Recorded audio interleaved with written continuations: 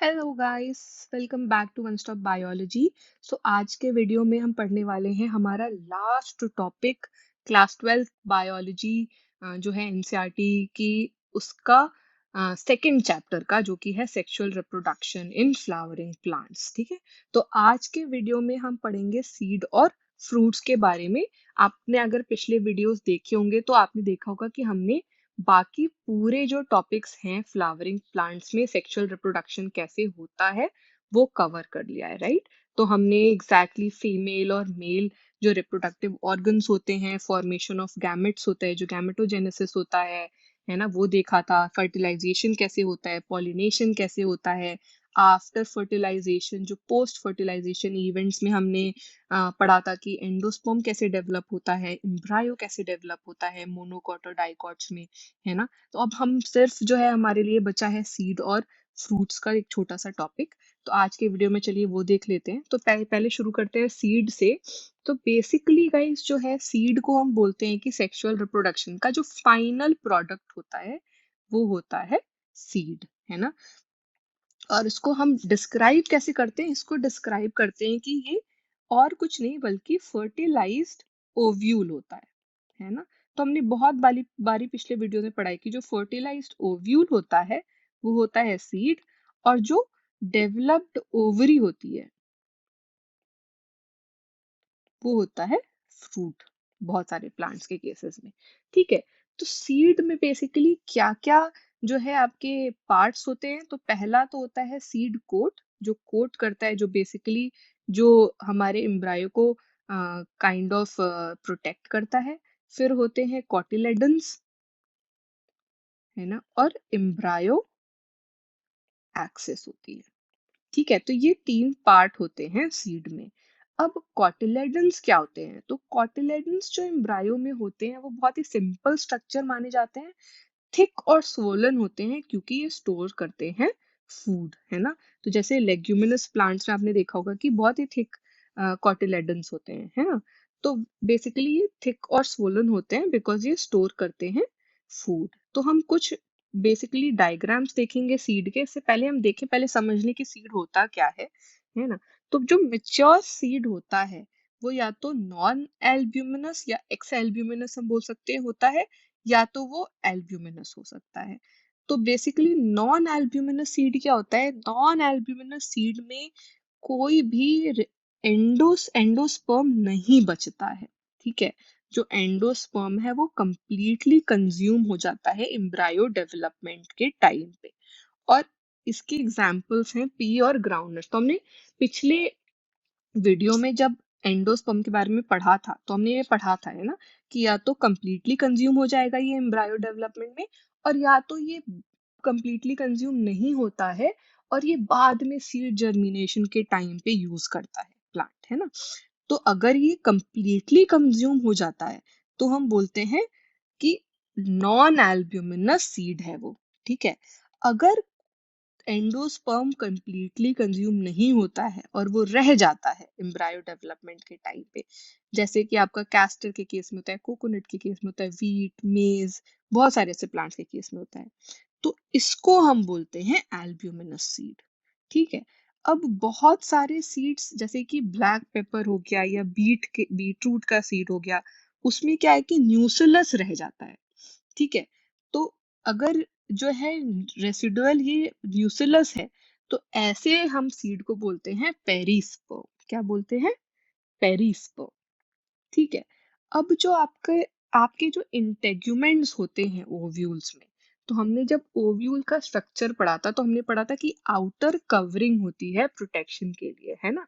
तो उनको हम बोलते थे इंटेग्यूमेंट्स। तो यही जो बाहरी इंटेग्यूमेंट्स होते हैं ओव्यूल के, वो हार्ड होकर एक टफ प्रोटेक्टिव सीड कोटिंग बना लेते हैं। तो जो सीड कोट्स होते हैं वो बेसिकली इंटेग्यूमेंट्स होते हैं जो डेवलप करके सीड कोट बना लेते हैं। ठीक है, अब इसके अलावा माइक्रोपाइलर एंड भी पढ़ा था हमने, तो माइक्रोपाइल पढ़ा था। अब ये जो माइक्रोपाइल है, ये जब सीड डेवलप होता है तो ये एक छोटा सा पोर बनाता है सीड कोट पे, है ना। अब ये पोर काम क्या करता है? तो ये जो पोर है ये बेसिकली ऑक्सीजन और वाटर को अंदर ले जाता है सीड के, जिसके वजह से सीड जर्मिनेट करता है। ठीक है, तो ये बहुत इंपॉर्टेंट काम कर रहा है कि ये जो छोटा पोर बना रहा है माइक्रोपाइल, जो माइक्रोपाइल बन रहा है एक छोटा सा पोर सीड कोट पे, वो फैसिलिटेट करता है entry of oxygen and water seed के अंदर जब जर्मिनेशन हो रहा है तो। ठीक है, अब जैसे ही सीड मैच्योर होता है तो क्या होता है कि उसका जो वाटर कंटेंट है जो सीड का वो कम हो जाता है, और सीड जो है रिलेटिवली ड्राई हो जाता है ना। तो basically almost 10 to 15% moisture by mass कम हो जाता है ना। अब अगर जो है अगर अनफेवरेबल कंडीशन उस टाइम पे मिल रही है सीड को, तो बेसिकली हो क्या रहा है कि उस टाइम पे मेटाबॉलिक एक्टिविटी एम्ब्रायो की बहुत स्लो हो जा रही है। तो अगर अनफेवरेबल कंडीशन है तो उस केस में एम्ब्रायो जो है एक स्टेट ऑफ इनएक्टिविटी पहुंच जाता है और डॉर्मेंट हो जाता है। ठीक है, तो वो डॉर्मेंसी में चला जाता है।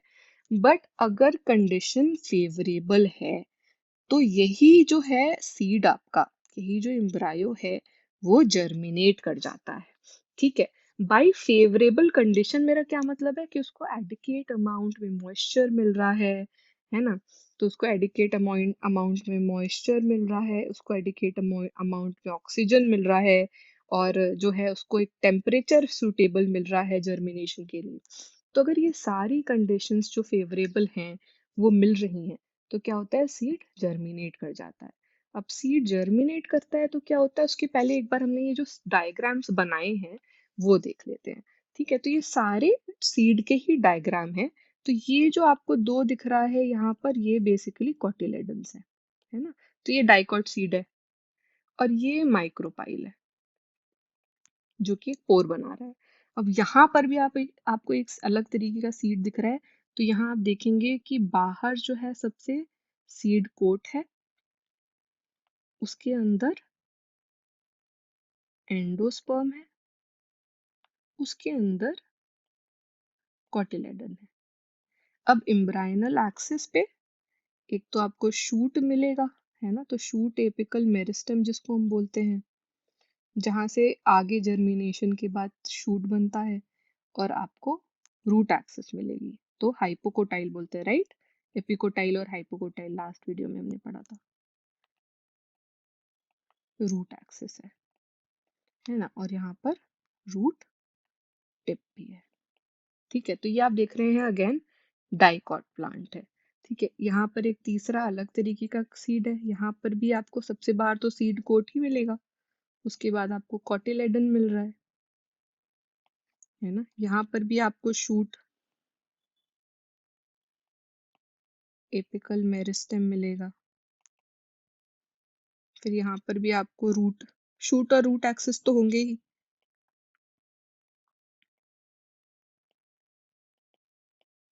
फिर आपको रूट टिप होगा, और यहाँ आप देखिए एंडोस्पर्म की लोकेशन थोड़ी अलग है। ठीक है, अब ये देखिए आप डायग्राम, ये भी एक सीड है ना। तो यहाँ पर पेरिकार्प है, हमने पेरिकार्प पढ़ा था ना। हाँ, ठीक है, तो ये हो गया। तो जो ओवरी की वॉल है वो जो है डेवलप हो जाती है वॉल ऑफ फ्रूट में, और उसको हम बोलते हैं पेरिकार्प। ये हम आगे अभी देखेंगे। ठीक है, उसके अंदर एंडोस्पर्म है। अब ये जो टर्म आप देख रहे हैं हमने पिछले वीडियो में पढ़ा था, आप मुझे जो है कमेंट में लिखकर बताइएगा ये टर्म का मतलब क्या है। कोलियोप्टाइल है, ल्यूम्यूल है जो अगेन शूट एपिकल मेरिस्टेम है, ये आपका रूट एक्सिस है, रेडिकल उसको कवर कर रहा है कोलियोराइजा। तो बेसिकली ये जो है ये मोनोकॉट सीड है, और ये जो है पर जो पढ़ा है ये डाइकॉट सीड है ना। तो अब मुझे बताइएगा इसका क्या मतलब होता है। ठीक है, तो ये बहुत सारे अलग अलग तरीके के हमने सीड देख लिया, हमने देख लिया कि एग्जैक्ट स्ट्रक्चर सीड का कैसा होता है। ठीक है, अब हम आगे देखेंगे कि एक बार जर्मिनेट होने के बाद सीड में क्या होता है। ठीक है, ये सब मैंने आपको पढ़ा दिया है। ठीक है, तो अब देखते हैं कि जर्मिनेट होने के बाद क्या होता है। तो जब ओव्यूल मैच्योर होता है सीड में, उसी टाइम पर जो ओवरी है वो डेवलप हो रहा होता है किसमें, फ्रूट में। तो बेसिकली जो ट्रांसफॉर्मेशन है ओव्यूल का सीड में और ओवरी का फ्रूट में, वो एक साथ साइमल्टेनियसली हो रहा है। ठीक है। अब जो ओवरी की वॉल होती है वो डेवलप हो जाती है फ्रूट की वॉल में, और उसको हम बोलते हैं पेरिकार्प। ठीक है। अब फ्रूट्स जो है वो फ्लैशी भी हो सकते हैं, जैसे हम ऑरेंज खाते हैं, मैंगो या फिर गुआवा, उसमें क्या है, जो फ्रूट है वो फ्लैशी होता है ना। और ये बहुत ड्राई भी हो सकता है, जैसे अगर आप ग्राउंडनट देखेंगे, मस्टर्ड देखेंगे, है ना, तो इन केसेस में क्या होता है कि जो फ्रूट होता है ड्राई होता है। ठीक है। अब बहुत सारे फ्रूट्स जो है इवॉल्व कैसे होते हैं कि सीड के डिस्पर्सल से, है ना। तो अल्टीमेटली सीड जो है डिस्पर्स हो जाते हैं, वो प्लांट बनाते हैं और वहां पे फिर से फ्रूट्स आने शुरू हो जाते हैं। ठीक है। अब होता क्या है कि बहुत सारे प्लांट्स तो जो हैं वो जब डेवलप हो रहे होते हैं ओवरी से, है ना, जब फ्रूट डेवलप हो रहा होता है ओवरी से, तो क्या होता है कि जो बाकी फ्लोरल पार्ट्स हैं, जैसे थैलेमस देखा था हमने, कैलिक्स देखा था, कोरोला देखा था, तो वो सारे प्लांट्स क्या होते हैं ना, वो पार्ट्स जो होते हैं वो डीजेनरेट करके गिर जाते हैं। ठीक है। और आपका जो ओवरी और ओव्यूल वाला पार्ट है वो रह जाता है। ठीक है। लेकिन कुछ ऐसे प्लांट्स होते हैं जिनमें जो थैलेमस है वो कंट्रीब्यूट करता है फ्रूट फॉर्मेशन में। तो जैसे एप्पल हो गया, स्ट्रॉबेरी हो गया, कैश्यू हो गया, इन केसेस में क्या होता है कि जो आपका थैलेमस होता है, एग्जैक्टली ओवरी नहीं, जो थैलेमस होता है उससे फ्रूट बनता है। ऐसे फ्रूट्स को हम बोलते हैं फॉल्स फ्रूट्स। ठीक है। बट जो है ज्यादातर फ्रूट्स में क्या होता है कि फ्रूट ओवरी से बनता है। तो जब फ्रूट ओवरी से बनता है तो उसको हम बोलते हैं ट्रू फ्रूट। ठीक है। तो ज्यादातर केसेस में अगर हमने देखा तो फ्रूट बनता है ओवरी से। अब एक बार हम फॉल्स फ्रूट का भी हम स्ट्रक्चर देख लेते हैं। तो ये देखिए एप्पल और स्ट्रॉबेरी है, और ये दोनों ही एग्जाम्पल है फॉल्स फ्रूट के। तो जो आप एप्पल का फ्लैश वाला पार्ट देखते हैं वो बेसिकली ओवरी नहीं है, वो है थैलेमस, और उसके अंदर होता है सीड। ठीक है। अब इसमें एंडोकार्प और मीजोकार्प, आप अंदर जो उसके देखते हैं ना, जस्ट उसके जहां पर सीड होते हैं उसके बाहर, वो वाला रीजन होता है। ठीक है। सेम जो है थैलेमस फ्लैशी पार्ट बनाता है स्ट्रॉबेरी में, और बाहर जो आप एक देखते हैं थोड़ी टफ सी कवरिंग होती है स्ट्रॉबेरी में, वो होती उसको बोलते हैं की। ठीक है। तो ये तो डायग्राम हो गया कि एग्जैक्टली एप्पल और स्ट्रॉबेरी के केस में कैसा दिखता है फ्रूट। ठीक है। अब ज्यादातर जो स्पीशीज होते हैं उनमें फ्रूट्स फर्टिलाइजेशन से ही बन रहे हैं, है ना, क्योंकि फर्टिलाइजेशन के बाद ही ओव्यूल और ओवरी डेवलप हो रहे हैं। बट कुछ ऐसे भी स्पीशीज होते हैं जहां पर फ्रूट्स बिना फर्टिलाइजेशन के बच जाते हैं। ठीक है। तो हमने ऐसा पढ़ा था जब हम फर्टिलाइजेशन भी पढ़ रहे थे कि कुछ प्लांट्स में बिना फर्टिलाइजेशन के जाइगोट और एम्ब्रायो बन जाता है। उस प्रोसेस को हम बोलते थे पार्थिनोजेनेसिस, है ना। तो वैसे ही इन फ्रूट्स को हम बोलते हैं पार्थिनोकार्पिक फ्रूट, जैसे कि बनाना के केस में होता है। तो बनाना के केस में बेसिकली कोई फर्टिलाइजेशन नहीं होता बट फ्रूट बन जाता है ना। तो ये होता है ग्रोथ हार्मोन्स की वजह से, और ऐसे फ्रूट्स यूजुअली सीडलेस होते हैं। ठीक है। अब हम एंड में देखेंगे कि हमने सीड्स और फ्रूट्स तो पढ़ लिए, देखते हैं एडवांटेजेस क्या क्या है सीड्स के। तो एक जैसे एडवांटेजेस है कि ज्यादा डिपेंडेबिलिटी है सीड के ऊपर, है ना, क्योंकि ये इसमें जो है आपको वाटर जैसा फैक्टर जो लिमिटेड होता है फिर अलग अलग एरियाज में, वह उसकी जरूरत नहीं है ना। जब सीड जहां पर भी फॉर्म हो रहा है प्लांट में, वहां पर डिपेंडेंसी वाटर वाटर है, वहां पर उसकी नहीं है ना। अब वैसे ही जो है ज्यादा अडेप्टिव है सीड, ज्यादातर इन्वायरमेंट में अडेप्ट कर लेता है खुद को, तो उसके वजह से जो है ये अलग अलग जगह पर, ऐसा नहीं है कि एक जगह प्लांट है तो वहीं पे सारे प्लांट्स हो रहे हैं, दूसरे एरियाज में मूव होकर भी जो है कॉलोन अलग अलग कॉलोनीज में मूव होकर भी प्लांट बना देता है। तो बेसिकली डिस्पर्सल ज्यादा आसान है, और क्योंकि फ्रूट होता है तो ज्यादातर सीड का डिस्पर्सल तो एनिमल्स की वजह से होता है ना।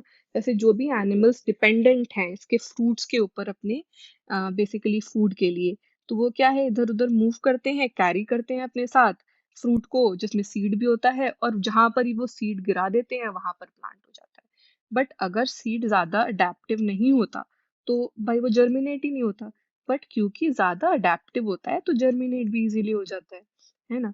अब तीसरा फैक्टर क्या है कि क्योंकि सीड के अंदर खुद ही जो है सफिशिएंट फूड रिजर्व होता है, तो अगर मान लो कि इनिशियल खुद से फोटोसिंथेसिस नहीं भी कर पा रहा है जो सीडलिंग है, तो भी उसको नरिशमेंट तो मिलता रहता है ना।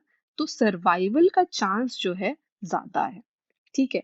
अब जब तक मान लो इसको फेवरेबल कंडीशन नहीं मिलती है तब तक क्योंकि एक हार्ड सीड कोट की कवरिंग होती है, तो जो एम्ब्रायो है वो प्रोटेक्टेड रहता है जब तक कि अनफेवरेबल कंडीशन है। फेवरेबल कंडीशन में तो वैसे ही वो जर्मिनेट कर जाता है ना। वैसे ही बहुत सारे जो है ऐसे इवन हाइब्रिड्स भी होते हैं जो जेनेटिक कॉम्बिनेशन नए मिलाकर और अलग वैरायटीज बना लेते हैं सीड की, है ना। तो बहुत सारे इसके जेनेटिक वेरिएशंस भी हो सकते हैं। ठीक है। तो ये तो हो गया एडवांटेजेस सीड के। इसके वजह से ही सीड जो है हमारा बेसिस होता है एग्रीकल्चर का गाइस। अभी आप देखते होंगे कि सारे प्लांट्स अगर हमें कहीं पर भी लगाने हैं, चाहे वो फ्रूट्स हो, चाहे वो ग्रेन्स हो, चाहे वो वेजिटेबल्स हो, हम यूज तो हमेशा सीड ही करते हैं, है ना। और अभी आप देखते होंगे कि बहुत सारे लोग इवन छोटे कॉम्पैक्ट एरियाज में किचन गार्डन बना लेते हैं पॉट्स के थ्रू, या टेरेस फार्मिंग कर लेते हैं, है ना। तो आप ये देख रहे हैं कि सीड को यूज करना और प्लांट ग्रो करना काफी इजी है, तभी तो ऐसा लोग कर पाते हैं। नहीं तो अगर अगर हमेशा सीड को एक पर्टिकुलर एनवायरनमेंट चाहिए तो होता तो ये पॉसिबल ही नहीं होता, है ना। तो ज्यादा हैबिटेबल है, ज्यादा बहुत ज्यादा ये प्रोन नहीं है अलग अलग एनवायरनमेंट में, है ना। इसलिए इसको ग्रो करना ज्यादा आसान है। ठीक है। तो ये तो हमने पढ़ लिया पूरा सीड और फ्रूट के बारे में। नेक्स्ट जो हम पढ़ने वाले हैं वो है एपोमिक्सिस और पॉली एम्ब्रायोनी, दो ऐसे टर्म्स। ठीक है। तो बेसिकली क्या होता है कि सीड्स जो होते हैं वो प्रोडक्ट होते हैं फर्टिलाइजेशन का, है ना। लेकिन कुछ ऐसे प्लांट्स होते हैं जैसे जैसे कि एस्टेरेसी या बहुत सारे ग्रासेस, वो इवॉल्व करके एक स्पेशल मैकेनिज्म बना लेते हैं जहां पर बिना फर्टिलाइजेशन के सीड बनता है। तो बेसिकली एपोमिक्सिस एक तरीके का एसेक्सुअल रिप्रोडक्शन है जो कि सेक्सुअल रिप्रोडक्शन को मिमिक कर रहा है। ठीक है। तो बहुत सारे तरीके हैं एपोमिक्टिक सीड बनाने के। तो कुछ स्पीशीज में जैसे क्या होता है कि जो डिप्लॉयड एग सेल होता है वो बन जाता है बिना किसी रिडक्शन डिवीजन के, और वही डेवलप कर जाता है सीधा एम्ब्रायो में बिना फर्टिलाइजेशन के। अब एम्ब्रायो बन गया तो उसके बाद उससे सीड और फ्रूट तो बन ही जाएगा, है ना। वैसे ही कुछ प्लांट्स होते हैं जैसे मैंगो हो गया या सिट्रस, कुछ प्लांट्स हो गए, उनमें क्या होता है कि जो न्यूसिलर सेल होता है जो सराउंड करता है एम्ब्रायो सैक को, वही डिवाइड करना शुरू हो जाता है, और वही एम्ब्रायो सैक में बेसिकली प्रोट्रूड हो जाता है ना, एंटर कर जाता है और डेवलप कर देता है बहुत सारे एम्ब्रायो। अब ऐसे स्पीशीज में क्या होता है कि ओव्यूल तो एक अगर है, उनमें बहुत सारे एम्ब्रायोज होंगे। ठीक है। और ये जो बहुत सारे एम्ब्रायोज हैं इनको ही हम बोलते हैं पॉली एम्ब्रायनी। ठीक है। तो occurrence of more than one embryo in a seed, इसको हम बोलते हैं पॉली एम्ब्रायनी। ठीक है। तो आई होप गाइस आपने ये दोनों टर्म एपोमिक्सिस और पॉली एम्ब्रायनी अच्छे से समझ लिया होगा। इसके साथ ही हमने जो सेकंड चैप्टर है जो कि है sexual reproduction in flowering plants को पूरी तरीके से खत्म कर दिया है। आई होप आपको इसके सारे टॉपिक्स जो हमने सारे इवेंट्स, प्री फर्टिलाइजेशन, फर्टिलाइजेशन और पोस्ट फर्टिलाइजेशन के कवर करे हैं वो अच्छे से समझ आए हैं। नहीं अगर आए हैं तो आप जरूर मुझे बताइए, या तो आप किसी भी इस चैप्टर के वीडियो पे कमेंट में मैसेज कर दीजिए और मैं आपको आंसर करूंगी, या तो मैंने हर वीडियो में के डिस्क्रिप्शन में एक व्हाट्सएप नंबर दिया है, आप उस पे मैसेज कीजिए और मैं आपको वहां पर भी डाउट सॉल्व कर दूंगी। और गाइस अगर आपको इस चैप्टर से रिलेटेड कोई भी ऐसा कंटेंट चाहिए, चाहे वो थ्योरी हो या आपको सॉल्व्ड क्वेश्चंस चाहिए एनसीईआरटी के सेकंड चैप्टर के, तो आप जरूर मेरी वेबसाइट onestopbiology.com विजिट कीजिए, वहां पर आपको सारे नोट्स एनसीईआरटी के मिल जाएंगे। और ये गाइस हैंड रिटन नोट्स हैं जो मैंने खुद बनाए हैं। ठीक है, थैंक्स गाइस, बाय बाय। और हाँ, इससे पहले मैं खत्म करूँ वीडियो, चैनल को सब्सक्राइब करना नहीं भूलिएगा। ठीक है, ओके, बाय बाय।